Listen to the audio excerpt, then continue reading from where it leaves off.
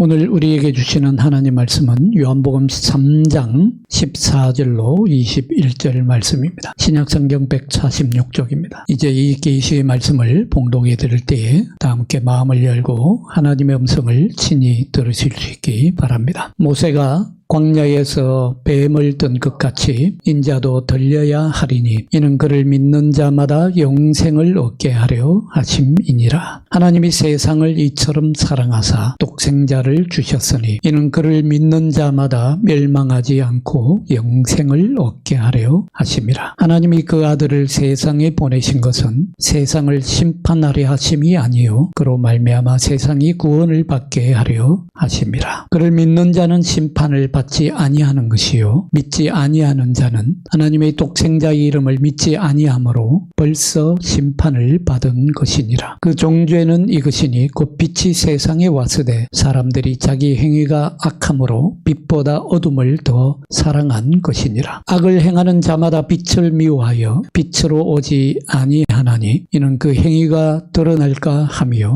진리를 따르는 자는 빛으로 오나니 이는 그 행위가 하나님 안에서 행한 것임을 나타내려 함이라 하시니라. 아멘. 여러분, 요한복음 3장 16절 말씀은 그리스도인이라면 누구나도 잘 알고 있는 말씀이죠. 아니, 교회 밖에서도 한 번쯤 들어보셨을 만큼 유명한 구절입니다. 하나님이 세상을 이처럼 사랑하사 독생자를 주셨으니, 이 말씀은 그냥 교리처럼 외우기도 쉽고 우리에게는 복음 중에 복음으로 알려져 있습니다. 문제는 이 시대에는 이 말씀도 곧이곧대로 믿지 못하겠다고 말하는 사람들이 의외로 많다는 데 있습니다. 여러분, 19세기의 자유주의 신학자들은 이런 질문을 던집니다. 정말 하나님이 사랑의 하나님이시라면 어떻게 그렇게 자기의 독생자 아들을 십자가에 그렇게 잔인하게 못 박아 죽도록 내버려 둘 수 있느냐? 하나님이 사랑의 하나님이시냐? 그런 잔인하신 하나님을 우리가 신으로 믿어도 되겠느냐? 여러분, 이 질문을 들으면 신학자들도 참 뭘 모르네 이렇게 생각할지도 모르겠습니다만은 19세기 자유신학자들이 뭘 몰라서 이런 질문을 하는 것이 아니라 현대의 많은 사람들 가운데 그런 의문을 던지는 사람들이 많다는 거예요. 하나님이 그냥 인간을 구원해 주시면 되지, 사랑하신다면서 그 사랑의 능력으로 기적도 베푸시고 해서 구원해 주시면 되지, 왜 그렇게 잔인하게 예수 그리스도를 십자가에 못 박게 하셔야 했냐는 거예요. 꼭 그런 식으로 우리를 구원하셔야 했나? 이런 의문을, 이런 질문을 하는 사람들이 그만큼 많다는 겁니다. 그래서 신학자들은 이 문제라고 실험하는 거죠. 여러분, 요한복음 3장 16절 말씀은 아마도 못 외우는 그리스도인이 거의 없겠죠. 하나님이 세상을 이처럼 사랑하사 독생자를 주셨으니, 그런 말씀을 들으면 우리는 보통 와, 하나님이 우리를 이렇게 많이 사랑하시는구나, 하나님이 세상을 이처럼 사랑하사 독생자를 주셨다고 하니까 이처럼 많이 사랑하셔서 독생자를 주셨구나, 이렇게 이해하는 분들이 있습니다만은 사실은 잘못된 이해입니다. 하나님이 우리를 이처럼 많이 사랑해 주셨기 때문에 독생자를 주셨다는 말씀이 아니에요. 헬라어 원문에도 보면 이처럼 많이 사랑해 주셨다는 말씀은 없습니다. 하나님이 우리를, 세상을 이렇게 사랑하셨다라고 말씀하고 있습니다. 그러니까 말하자면 이와 같은 방식으로 사랑해 주셨다는 거예요. 어떤 방식이냐면 독생자 예수 그리스도를 십자가에 내어주는 그런 방식으로 우리를 사랑해 주셨다. 그래서 이 말씀을 하나님이 우리를 너무 많이 사랑하셨기 때문에 독생자를 내어주셨다라고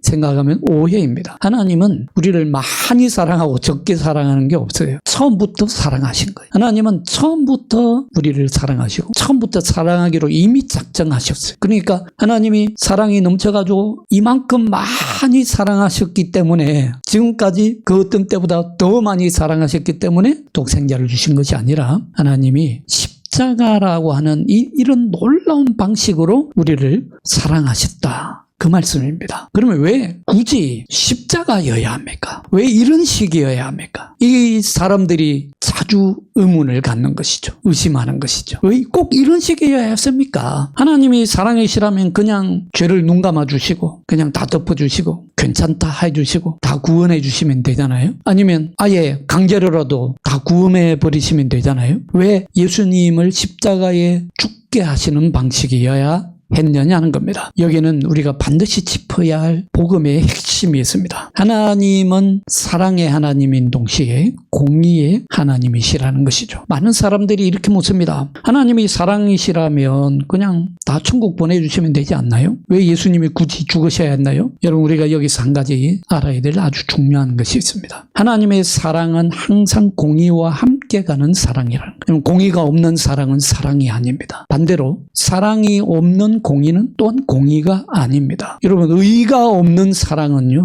사랑이 아니에요. 그건 그냥 방종입니다. 거꾸로 사랑이 없는 공의는 냉혹하고 무자비한 심판만 일삼게 됩니다. 여러분, 사랑한다면 반드시 공의와 의가 함께 있어야 합니다. 그래야 사랑입니다. 부모가 자식을 사랑합니다. 얼마나 자식을 사랑합니까? 눈에 넣어도 아플 것 같지 않은, 정말 내 입에 있는 것 다 털어놓아 주어도 아깝지 않을 것 같은, 나는 배고파도 내 자식 배고픈 거는 견디지 못하는 그 사랑이 부모 사랑 아닙니까? 그런데 부모가 아무리 자식을 사랑한다고 덮어두고 사랑만 한다면 그건 참된 사랑이라 할 수 없지요. 예를 들어 내 자식이 남의 집에 가서 물건을 도둑질해 왔습니다. 자식이 학교에 가서 사회에 가서 거짓말을 하고 돌아다닙니다. 그때는 어떻게 해야 합니까? 사랑한다고, 사랑하니까 괜찮아, 사내 자식이 뭐 그럴 수도 있지, 괜찮아, 무조건 사랑한다고 덮어두고 넘어간다면 그걸 사랑이라고 할 수 있겠습니까? 자식을 사랑하지만, 아니 사랑하기 때문에 더 엄히 꾸짖어야 합니다. 그게 사랑이지요. 그렇지 않고 의의는 안중에도 없고 사랑하기만 한다고 한다면 그 자식이 커서 나중에 더 큰 거짓말을 하게 되고 더 큰 못된 짓을 하게 되고 결국 요즘 매스컴에 나오는 대로 마약에도 손을 대고 결국 인생을 망치게 될 것이 뻔하지 않습니까? 사랑이 오히려 자식의 인생을 파괴시키고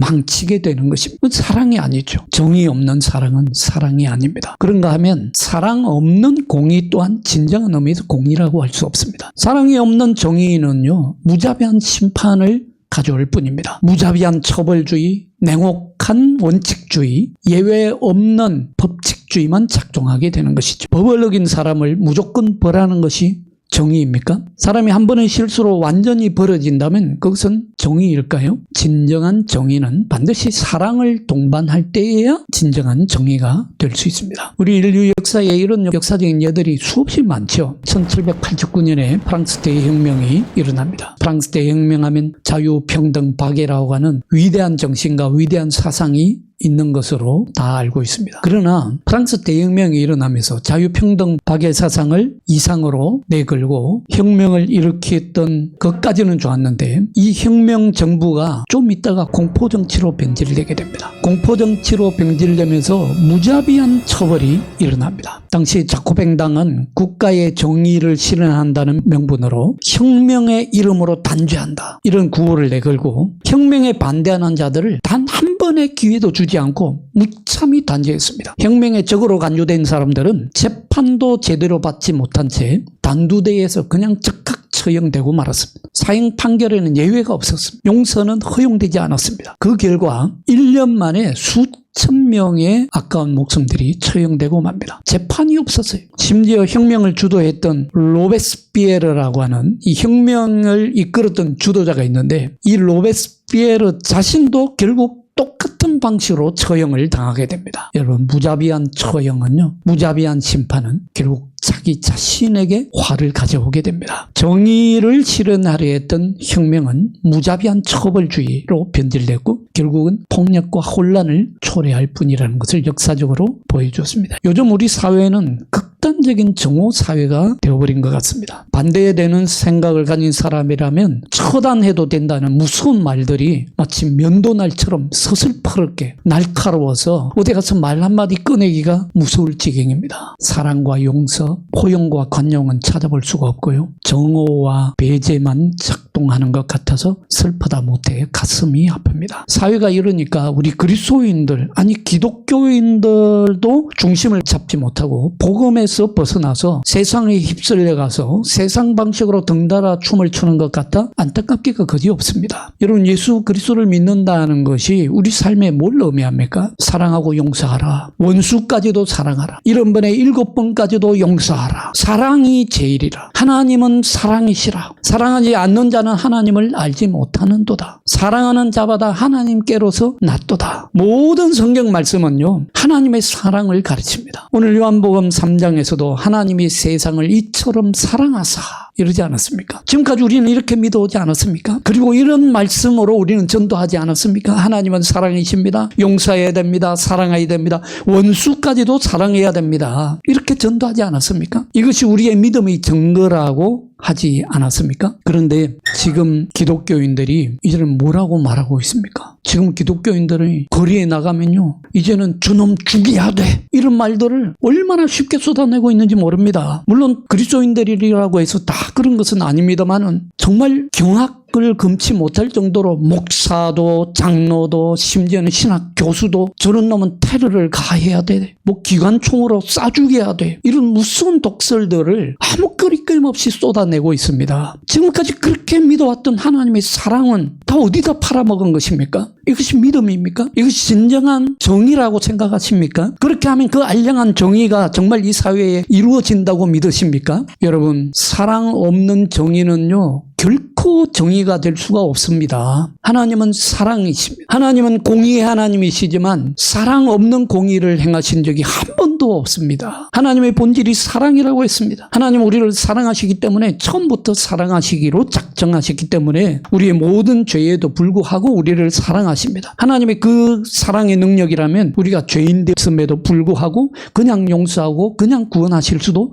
있으실 것입니다. 그러나 이미 말했듯이요, 공의 없는 사랑은 사랑이 아닙니다. 사람을 망치는 거죠. 사람을 구원하는 것이 아니라 사람을 오히려 망치는 것입니다. 죄인된 우리를 하나님은 끔찍히도 사랑하시지만, 그러나 공의의 하나님은 죄는 미워하십니다. 반대로 사랑 없는 공의도 사랑이 아니죠. 하나님은 무자비하게 처벌만 하시는 하나님이 아니십니다. 그럼에도 불구하고 하나님은 우리 인간을 구원하시기로 작정하셨어요. 어떻게 하십니까? 어떻게 합니까? 자, 사랑 없는 공의는 공의가 아닙니다. 공의 없는 사랑은 사랑이 아닙니다. 하나님은 이 두 가지 문제를 한 번에 해결하는 길을 택하셔야 했습니다. 그것이 바로 십자가였습니다. 이 문제를 해결하는 길은 십자가밖에 없습니다. 그래서 십자가에 자신을 내어주신 것입니다. 이제 앞서 자유주의 신학자들이 했던 질문으로 되돌아가 보겠습니다. 하나님이 사랑이시라면 왜 예수님을 그렇게 잔인하게 십자가에 죽이셔야 했나? 그런 잔인한 하나님을 우리가 신으로 믿어도 되겠나? 이 질문에 대한 답도 아이러니하게 십자가에 있습니다. 왜냐하면 하나님은 그냥 독생자 예수 그리스도를 십자가에 처형되도록 내어주신 것이 아니기 때문입니다. 하나님은 그 십자가에 자기 자신을 내어주셨기 때문입니다. 다른 사람을 십자가에 처형시켰다면 그것은 잔인하다고 볼 수도 있을 것입니다. 그러나 하나님은 자기 자신을 십자가에 내어주신 것입니다. 십자가에 처형당하시고 십자가에 희생당하신 분은 바로 하나님 자신이셨습니다. 하나님은 십자가에서 자기 자신을 희생함으로써 우리를 구원하는 길을 택하신 것입니다. 따라서 하나님이 세상을 이처럼 사랑하사라고 하는 이 선언의 말씀은 십자가라고 하는 이런 방식으로 사랑하셨음을 강조하는 말씀입니다. 그리고 이 사랑은 2000년 전 역사적 사건으로만 남지 않습니다. 예수님이 십자가가 실제로 있었던 일은 분명하지만 동시에 지금 이 순간에도 살아있고 효과가 있는 현재 진행형 사랑입니다. 가끔 교인들이 십자가를 교리처럼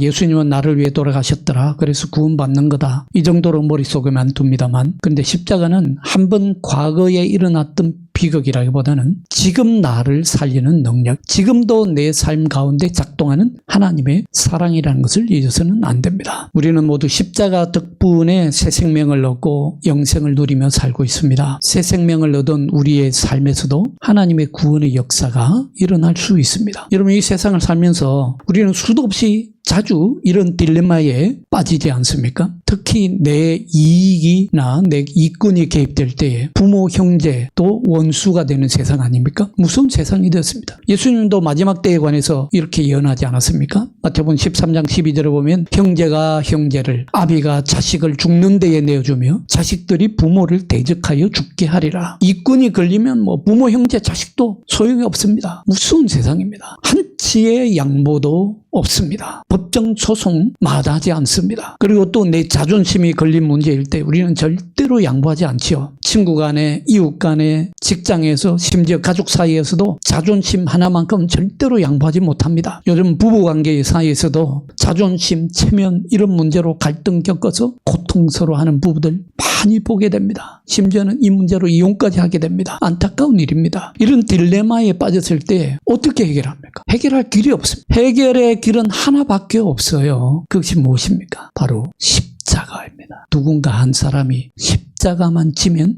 해결될 일입니다. 가장 좋은 것은 내가 그 십자가를 지면 해결됩니다. 구원받을 수 있는 길은 십자가밖에 없습니다. 물론 십자가는 고통을 동반합니다. 고통스럽고 수치스럽기도 하고 모욕을 당해야 하기도 하고 견디기 힘든 인내를 요구하기도 합니다. 바보라는 소리를 들을 수도 있습니다. 그러나 정말 해결되지 않는 딜레마에 빠졌을 때는 그 길을 벗어날 수 있는 길은 십자가밖에 없습니다. 오죽하면 하나님도 십자가를 택하셨겠어요. 그 길밖에 없으니까. 제가 다른 교회에서 목회할 때에 설교 중에 원수까지도 사랑하라는 주제로 설교를 한 적이 있습니다. 그러면서 용서하십시오. 용서는 다른 사람을 구원하기 전에 나를 구원하는 일입니다. 그렇게 설교를 했는데 그 다음 주에 어떤 권사님께서 저에게 와서 저를 찾아와서 이렇게 고백합니다. 자기가 정말 평생 동안 용서하지 못한 친척이 한 분 있었다고 합니다. 자기에게 정말 나쁜 짓, 못된 짓을 해서 절대로 용서할 수 없고 상종도 하지 말아야 되겠다고 마음먹은 친척이 있었다고 합니다. 그런데 지난주 목사님 설교 말씀을 듣고 그 친척을 직접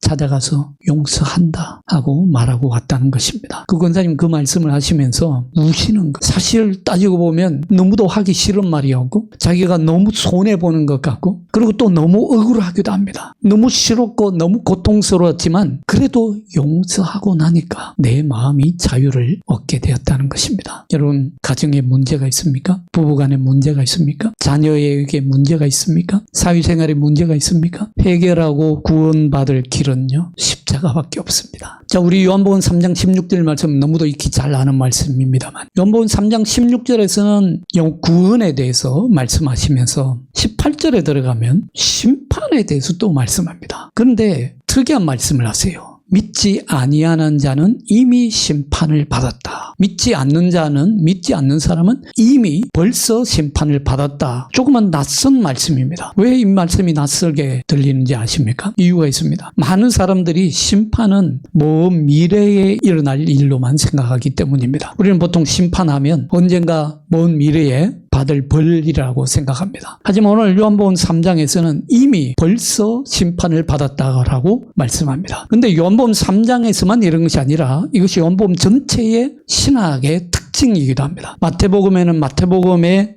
신학이 있고요. 마가복음에는 마가복음, 누가복음에는 누가복음만의 신학이 있습니다. 이걸 잘 알고 읽으면 복음서 각각에 담겨있는 은혜를 제대로 맛볼 수가 있습니다. 과거에는 성경을 덮어놓고 많이 읽기만 하면 좋은 것이라고 생각했어요. 그러나 오늘날에는 그렇지 않습니다. 성경을 덮어놓고 읽을 것이 아니라 성경에 담겨있는 핵심을 알고 읽어야 성경을 제대로 읽을 수 있습니다. 그 성경 속에 담긴 하나님의 메시지를 제대로 들을 수가 있기 때문이죠. 옛날에 종교개혁 시대에는 종교개혁가들이 늘 이렇게 강조했습니다. 루터도 그랬고 칼빈도 그랬습니다. 성경을 덮어놓고 믿으면 안 된다. 성경을 펼쳐놓고 믿어야 된다. 이것이 종교개혁가들의 외침이었습니다. 근데 오늘날은 조금 생각이 더 발전되었어요. 성경을 펼쳐놓고 읽기만 해서는 안 된다. 성경에 담긴 각 성경에 담긴 신학의 핵심을 알고 읽어야 된다. 이런 말씀 드리면 공부하기 싫어하는 우리 인간의 특성상 아이고 공부하기 싫은데 부담스러울 수도 있겠습니다. 그러나 아주 중요한 말씀입니다. 종교개혁이 일어날 수밖에 없었던 이유도요. 중세 로마 가톨릭 교회가 성경을 잘못 읽고 성경을 왜곡하게 해석하고 성경의 권위보다 교회의 권위를 더 높이 두었기 때문이거든요. 다시 말하자면 성경을 잘못 해석하게 되면 교회도 타락하고 신앙도 망치게 되는 법입니다. 성경을 내 기분대로 내가 믿고 싶은 대로 내 마음대로 읽다 보면 성경 말씀과는 너무도 거리가 먼 신앙생활을 할 수도 있기 때문이죠. 간혹 그런 분들을 만나게 됩니다. 성경을 많이 읽고 신앙생활도 오래 했습니다만 성경의 핵심 주제와는 너무도 거리가 멀게 자기 생각대로 자기 기분대로 마음 내키는 대로 하나님을 믿는 분들을 만나게 됩니다. 그럴 때는 목사인 저로서도 당혹스럽기가 거지 없습니다. 나중에는 안타깝다 못해 말문이 막힙니다. 왜냐하면 그런 분들은 누가 뭐라 해도 듣지 않을 것이 뻔하거든요. 우리가 식사할 때 반찬에도 각각 반찬의 맛이 다르지 않습니까? 멸치볶음에는 멸치볶음의 맛이 있고 김치볶음에는 김치볶음의 맛이 있잖아요. 각각의 맛이 다르듯이 복음서에도 각각의 은혜와 맛이 달라요. 요한복음에는 요한복음의 고유한 맛과 은혜가 있습니다. 뭐겠어요? 오늘 기억하시기 바랍니다. 요한복음에는 구원도 임의이고 심판도 임의입니다. 요한복음에서는 구원도 현재이고 심판도 현재이다. 그래서 요한복음은 심판이 현재에 일어나는 일입니다. 구원도 현재에 일어나는 것이 현재적인 것이. 우리는 구원하면 먼 죽고 난 뒤에 내가 영원히 구원받아서 하나님 나라에 가는 것을 구원이라고 생각합니다. 물론 그런 말씀들도 있어요. 그러나 요한복음에서는 굉장히 중요한 신학적인 핵심이 있는데 구원이 먼 미래에 죽고 나서 일어나는 일이 아니라 지금 일어나는 일. 심판도 지금 일어나는 것입니다. 그래서 요한복음 5장 24절 우리 한번 찾아서 읽어봅니다. 내가 진실로 진실로 너희에게 이르노니 내 말을 듣고 또 나 보내신 이를 믿는 자는 영생을 얻었고 심판에 이르지 아니하나니 사망에서 생명으로 옮겼느니라. 나를 믿는 자는, 예수 그리스도를 믿는 사람은 어떨까요? 영생을 얻었고 그리고 사망에서 생명으로 옮겼다고 했습니다. 여기서 영생을 얻었고 하는 말씀은 헬라 원문에 보면 현재형으로 되어 있어요. 다시 말하자면 무슨 말이냐면 믿는 자는 영생을 가지고 있다라는 뜻이에요. 세번역이 더 잘 되어 있습니다. 세번역에도 믿는 자는 영생을 지금 가지고 있다 그렇게 말씀하고 있어요. 먼 미래 아닙니다. 언젠가도 아닙니다. 지금 영생을 가지고 있습니다. 그리고 사망에서 생명으로 옮겼느니라는 완료형으로 되어 있습니다. 그러니까 이미 죽음에서 생명으로 옮겼고 지금 그 상태로 계속 있다는 말씀입니다. 이 완료형은 우리 한국어에는 없는 문법이에요. 완료형이라는 것은 헬라어에서 이미 일어났고 그 상태가 지금까지 지속되고 있다는 뜻입니다. 믿는 사람은 이미 사망에서 생명으로 옮겨졌고 지금도 사망에 있는 것이 아니라 생명에 있다. 요한복음이 이렇게 구원이 완료된 확실한 것이고 믿는 사람은 먼 미래가 아니라 나중에 언젠가도 아니라 지금 구원받았다 말씀합니다. 구원이 그런 것처럼 심판도 이미 이루어진 것이고 벌써 심판받았다. 요한복음 3장 18절 말씀 한번 같이 읽을까요? 그를 믿는 자는 심판을 받지 아니하는 것이요 믿지 아니하는 자는 하나님의 독생자의 이름을 믿지 아니하므로 벌써 심판을 받은 것이냐. 벌써 심판을 받았다고 그래요. 이상합니다. 17절에서는 하나님이 예수님을 보내신 목적이 심판이 아니라 구원이다라고 했는데 18절에서는 믿지 않는 자는 이미 심판을 받았다고 합니다. 무슨 뜻입니까? 심판이라고 하는 것을 최후의 심판이라고 생각해서는 안 된다는 거예요. 요한복음에서는 심판이 먼 미래의 일만이 아니라 이미 현재에 이루어진 상태라고 합니다. 어떻게 우리가 이 말씀을 이해할 수 있을까요? 어떤 사람이 살인을 저질렀습니다. 죽을 죄를 저지른 거죠. 법정에서 재판을 받았습니다. 사형 선고가 내려졌습니다. 그런데 아직 형이 집행되지는 않은 상태입니다. 이 사람은 이미 사형이 확정된 상태이죠. 사형 선고가 내려졌기 때문에 이미 사형이 확정된 상태이죠. 이미 심판 아래에 있는 사람입니다. 죽을 수밖에 없는 운명이라는 거예요. 불신자의 상태, 믿지 않는 사람의 상태가 이와 같다는 것입니다. 하나님께서 주신 생명의 길을 거부하면 그는 이미 사망의 길을 걷고 있다는 것입니다. 심판이 언제 최종적으로 실행될 것이냐 그 문제가 아니라 이미 심판 상태로 죽음의 길을 계속 가고 있다는 것입니다. 그래서 오늘 18절 말씀에서 여러분 잘 보십시오. 벌써 심판을 받은 것이니라 해놓고 19절에 가보면 19절 한번 같이 읽어봅니다. 시작. 그 정죄는 이것이니 곧 빛이 세상에 와서되 사람들이 자기 행위가 악함으로 빛보다 어둠을 더 사랑한 것이니라. 이미 심판 아래에 있다는 그 심판 아래 있는 존재가 무엇이냐? 빛이 왔는데 빛으로 나가고 있지 않다는 거예요. 빛이 들어왔는데 빛으로 나가기만 하면 되는데 자기 죄를 숨기고 감추고 자기의 불의함을 감추고 자기의 부끄러움을 감추기 위해서 계속 어둠 속에 숨어 있다는 것입니다. 여러분, 심판은 하나님이요, 너 지옥 가라고 선언한 게 아닙니다. 너는 지옥으로, 너는 영영 형벌로 가. 이게 심판이 아니에요. 여기서 심판이라는 것은 그 사람이 스스로 택한 길입니다. 빛이 왔는데 빛으로 나가지 않고 어둠 속에 계속 있는 자기 선택의 결과라는 것입니다. 어떤 사람이 치명적인 병에 걸렸습니다. 의사가 당신 이 약을 먹으면 완치가 됩니다. 근데 이 사람은 나 그 약 안 먹을래. 이렇게 한다면 어떻게 되겠습니까? 그러면 당신은 죽게 됩니다. 실제로 그런 미련한 분들을 왕금 보게 됩니다. 이 사람은 자기 스스로 죽음의 길을 선택한 것이나 다름없습니다. 의사가 처방을 내렸고 치료법을 제시했지만 본인이 그 치료를 거부했기 때문에 죽음은 자연스럽게 따라오는 결과라는 것입니다. 이것이 바로 요한복음이 말하는 심판의 개념입니다. 예수님이 생명의 길을 주셨는데 그걸 거부하는 거예요. 끝까지 거부하는 거예요. 이미 이 사람은 죽음의 길을 선택한 것이라는 것입니다. 결과적으로 그는 이미 죽음의 상태에 놓여 있는 것입니다. 그러므로 여러분, 불신앙이야말로 내가 믿지 못하는 것이야말로 내가 스스로 선택한 심판의 길이라는 것입니다. 지금 당장 은혜 받을 때이고 지금 당장 믿을 때라는 것입니다. 그러므로 여러분, 이 시간을 빌어서 권면해 드립니다. 불신앙이라고 하는 것은 아직 괜찮은 중립지대가 아니라는 겁니다. 이미 사망의 심판이 시작된 것입니다. 오늘이라 일컫는 이때에 우리가 치료를 외면하지 말고 빛이 왔을 때에 과감하게 빛으로 나아가면 좋겠습니다. 그것이 바로 나를 심판이 아닌 구원으로 이끄는 길이고 영원한 생명을 지금부터 누리며 사는 길입니다. 믿음이 단순히 미래 천국을 보장하는 장치가 아니라 여기 이 순간부터 역사하는 하나님의 현재적 사건임을 잊지 마시기 바랍니다. 지금 붙잡으십시오. 지금 구원의 은혜를 받을 때입니다. 지금 순종하며 사시기를